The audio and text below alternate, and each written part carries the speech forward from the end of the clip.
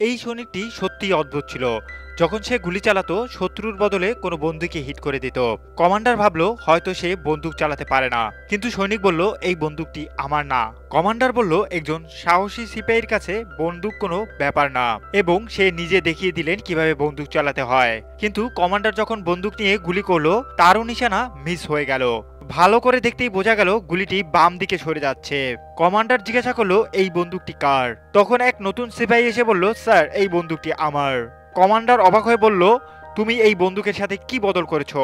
সৈনিকটি উত্তর দিল, আমি চাইনি শত্রু আমার বন্দুক ছিনিয়ে নিয়ে আমার উপরেই আক্রমণ করুক। কমান্ডার বলল, তুমি একজন স্নাইপার, তোমার নিশানা একদম পারফেক্ট হওয়া উচিত।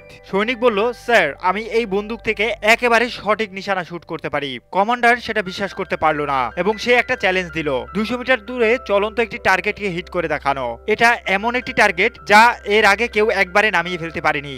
নতুন সৈনিক শান্তভাবে দাঁড়ালো, বন্দুক তুললো এবং সরাসরি টার্গেটকে হিট করে নামিয়ে দিল। এবার কমান্ডার কঠিন লক্ষ্যমাত্রা দিলেন। 700 মিটার দূরে একটি হেলিকপ্টার উঠছে। সৈনিক পজিশন সেট করলো, নিখুঁত নিশানা করলো এবং ফায়ার করলো। গুলিটি সোজা গিয়ে পাইলটকে আঘাত করলো। এখন সর্বশেষ চ্যালেঞ্জ, একটি ট্যাঙ্কের ড্রাইভার যে কিনা 1000 মিটার দূরে ছিল। সৈনিক একটি ঘাস মুখে নিল এবং বাতাসের গতিবেগ দেখলো, নিঃশ্বাস থামালো, ট্রিগারটি টেনে দিল এবং গুলিটি সোজাসুজি পুতুলের মাথায় হিট করলো।